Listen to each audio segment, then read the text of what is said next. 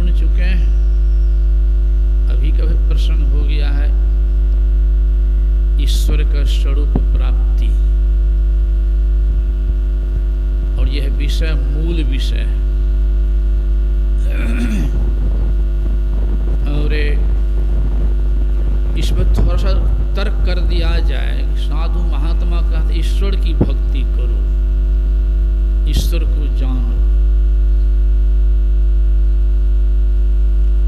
क्यों भक्ति करें, क्यों ईश्वर को जाने? तर्क करते देखिए, बच्चा से पूछे पढ़ते क्यों है, मास्टर से पूछे पढ़ाते क्यों हैं, किसान से पूछे खेती क्यों करते हैं, दुकानदार से पूछे दुकानदारी क्यों करते हैं, व्यापार से पूछे व्यापार क्यों करते हैं, धने क्यों, पुत्रे क्यों, जमीनें क्यों, मकाने क्यों। सबका उत्तर एक ही आएगा। कोई भी कुछ करे, एकमात्र अपने सुख के लिए, शांति के लिए। संतों ने बताने की कृपा किए हैं उपमा जिस तरह से एक छोटा बच्चा है, अगर वो माँ के साथ गया है कहीं बाजार घूमने के लिए, माँ अगर कोई काम कुछ सामान ले रही है और बच्चा आगे बढ़ जाए, लौटने पर बच्चे को भेंट नहीं हो माँ से भीड़ के चलते, तो बच्चा रोएगा ही।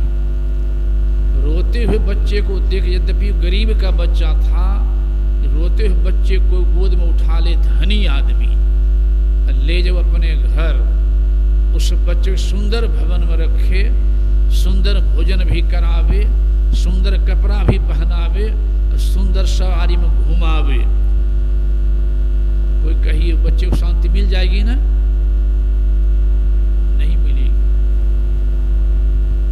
जिस तरह से बच्चे को मां से बिछुड़ने पर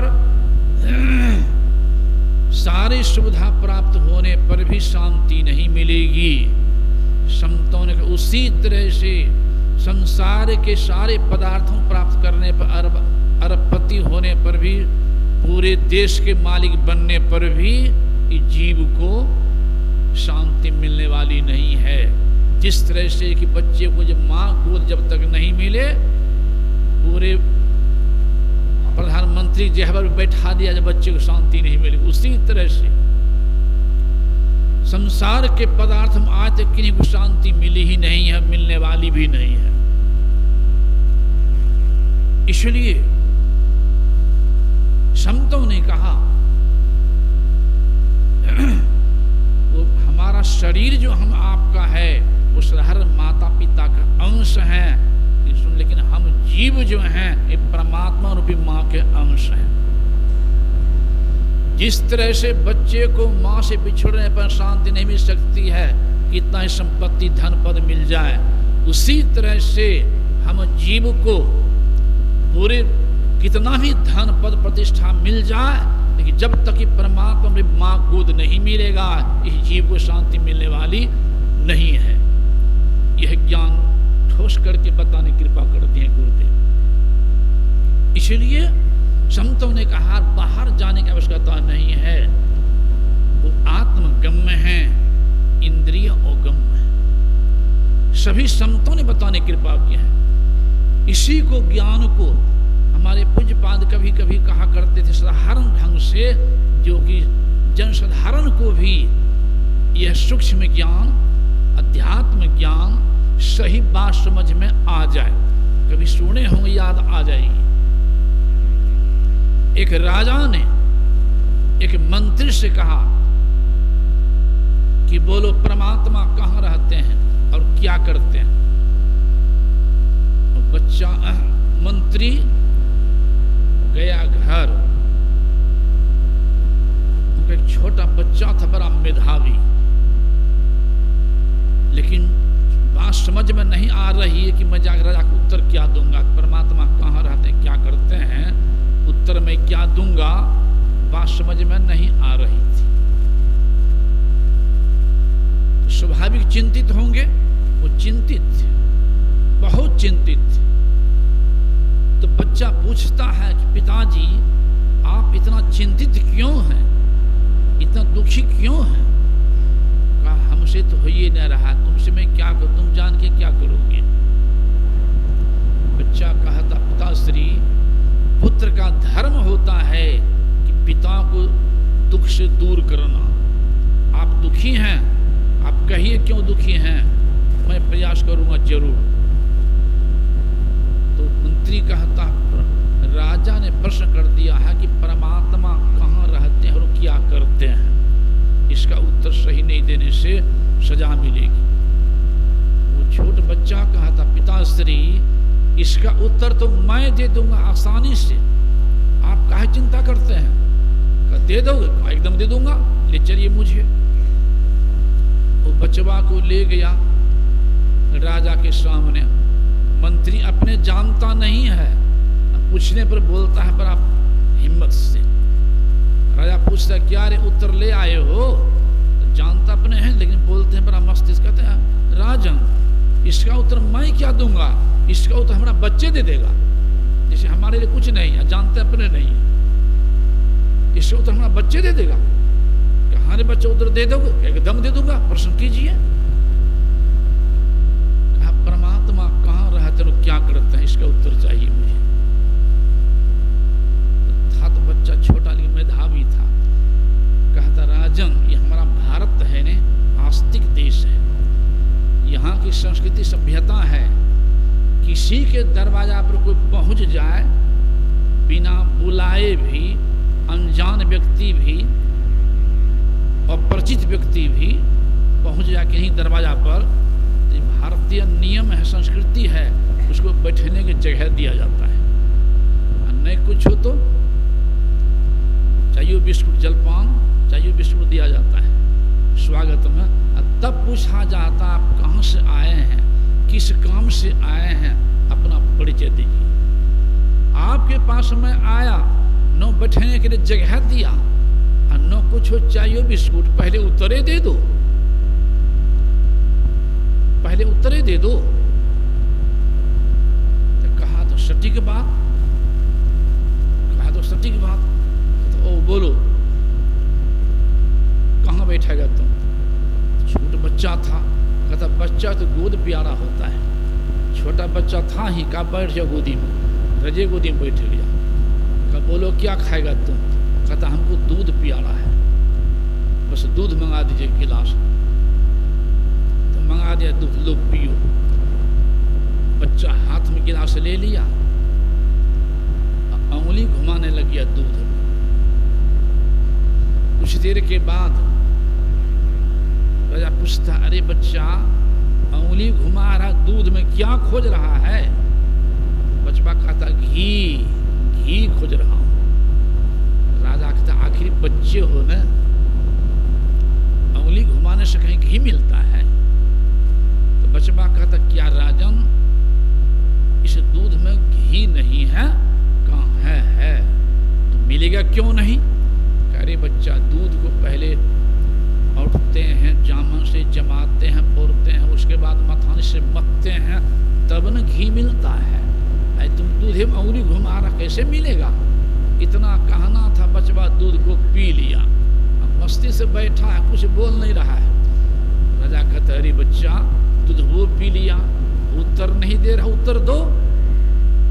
तो बचवा कहता, राजन, मैंने आपको दोनों प्रश्न का उत्तर दे दिया हूं, आप बुझवे नहीं करते तो मैं क्या करूं? करे उत्तर दे दिया, कहाँ तुम्हें समझा, कहाँ तो मैं क्या करूं? कहा, नहीं हुआ, खुलासा करो फिर से। तब बचवा कहता, आपका प्रश्न यही है ना कि परमात्मा कहाँ रहते हैं और क्या करते हैं? कहाँ? परमात्मा का काम है, जैसे मैं छोट बच्चा गोदी बैठा लिया है ना, हाँ, लेकिन जो गलती करते उसको डांटते हैं, जेल देते हैं, तो हाँ, तो उसी तरह से परमात्मा का काम है, जो पापी होते हैं, अत्याचारी, अन्यायी, उसको नरक देते हैं, और जो भक्त, माता पिता भक्त होते हैं, गुरु भक्त होते हैं, ईश्वर भक्त होते हैं, उसको परमात्मा अपने पहले स्वर्ग देते हैं, अंतिम अपने गोद में बैठाते हैं। परमात्मा की एक काम है,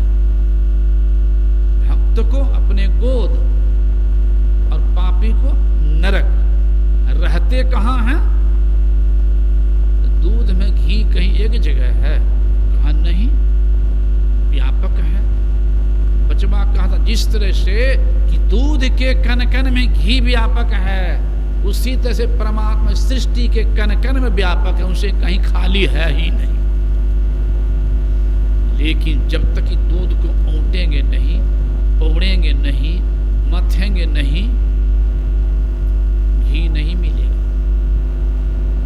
उसी तरह से जब ईश्वर की विशेष कृपा होती है तब जीव को सत्संग मिलता है। अधिक सत्संग करते हैं, सत्संग रूपी औटानी पर औटा जाता है।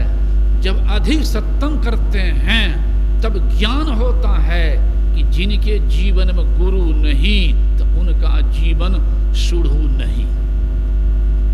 बिन गुरु माला फेरता, बिन गुरु करता दान, बिनु गुरु सब निष्फल गया, गावत वेद पुराण। बिन गुरु ज्ञान नाम न पई हो, व्यर्था जन्म गमाई हो। बिन गुरु भव निधि तरय न कोई, ज्यों बिरंची शंकर सम होई। सप्त धातु का काया पिंजरा, ता माही जुगत बिन सुवा।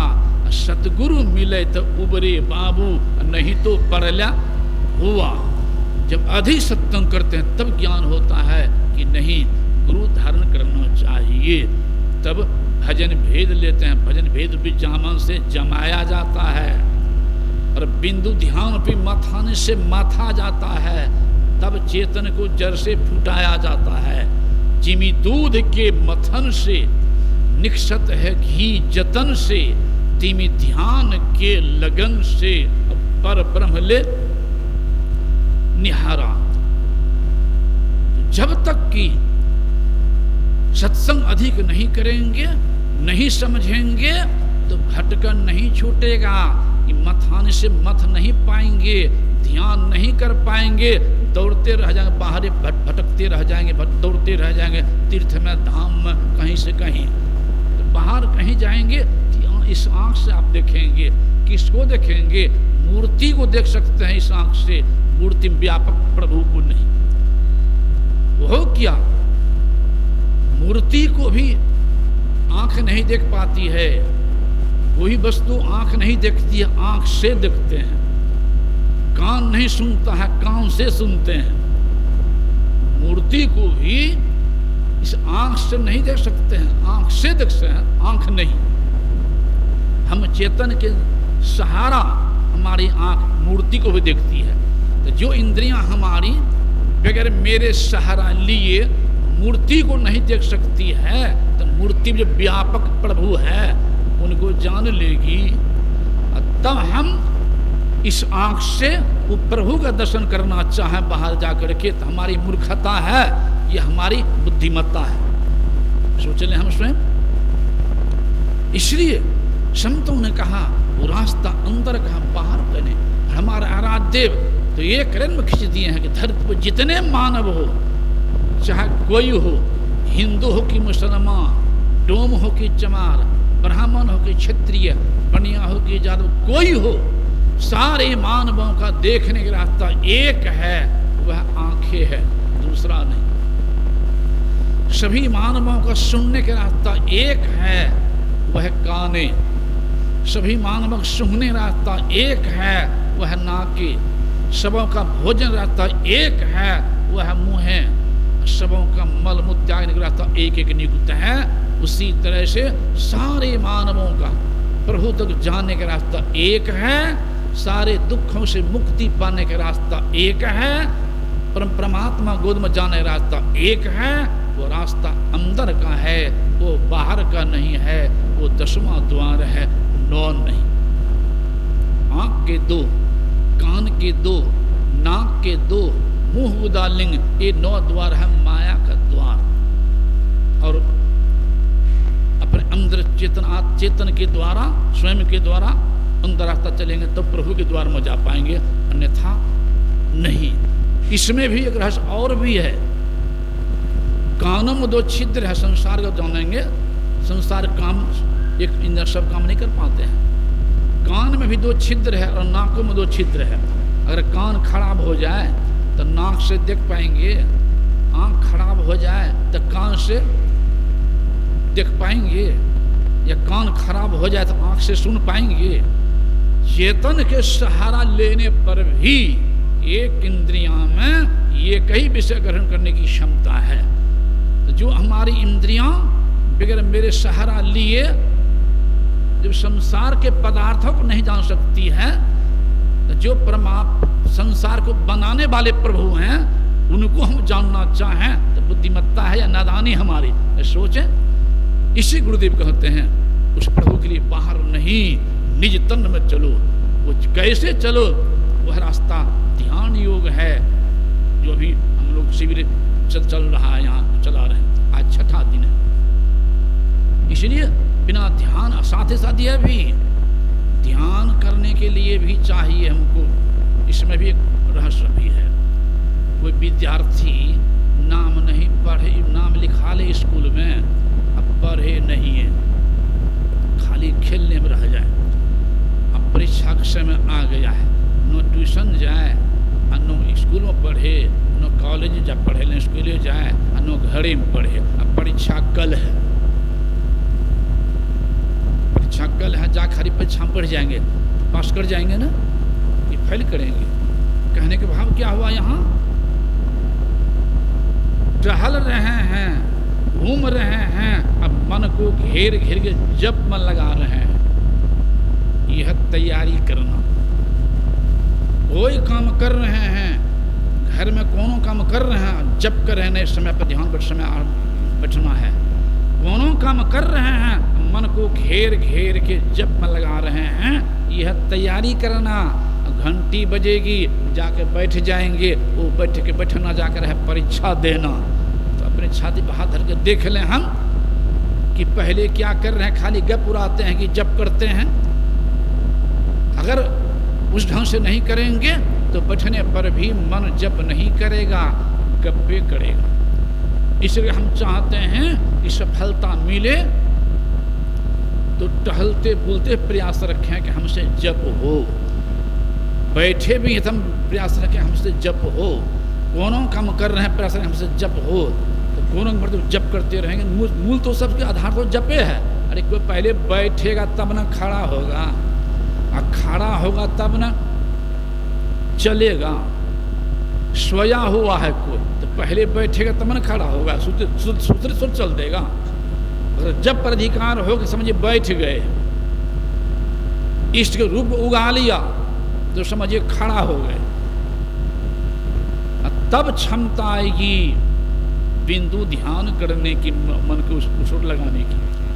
तो सबका आधार जप। इसलिए गुरुदेव कहते हैं अति पावन गुरु मंत्र, कोई काम करते हो अति पावन गुरु मंत्र मन ही मन जाप जपो, उपकारी गुरु रूप को मानस ध्यान थपो।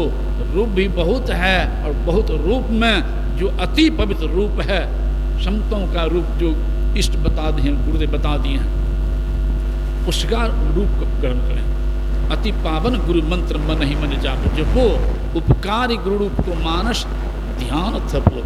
इसलिए भगवान राम भी ध्यान किए हैं। निशि प्रवेश मुनि आज्ञा तिन्हा, सबही संध्या बंधन किन्हा। विगत दिवस मुनि आये सुपाई, संध्या करन चले दो भाई। भगवान राम, भगवान कृष्ण भी ब्रह्मे मुहूर्त उत्थाय, ब्रह्ममुहूर्त उठ जाते भगवान कृष्ण और हाथ मुंह धो करके आप स्वरूप का ध्यान करते थे। भगवान शिव भी ध्यान किए हैं, कबीर साहब ध्यान किए हैं। मूल ध्यान गुरु रूप है, मूल पूजा गुरु पांव, मूल नाम गुरु वचन है, मूल सत सत भाव। नानक साहब भी ऐसे ब्रह्म ज्ञानी नहीं हुए हैं।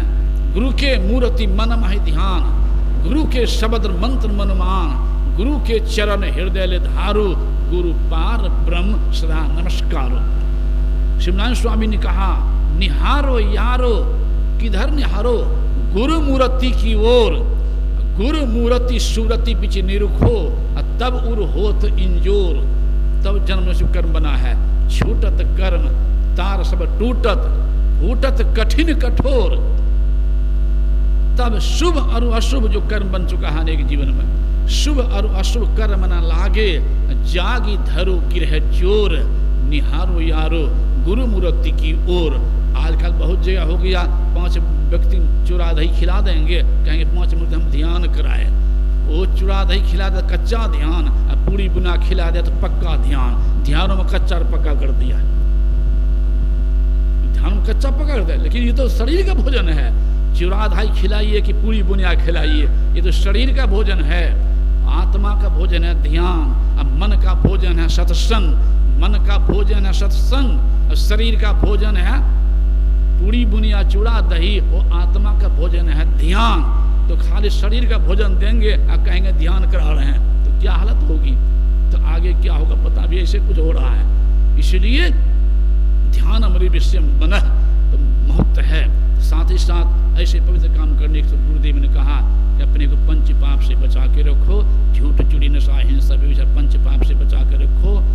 माता पिता की सेवा करो, सास ससुर की सेवा करो, पति की सेवा करो, बड़ों को आदर दो, सब काम करते हुए अपना काम करते रहो, तो लोक परलोक दोनों बने।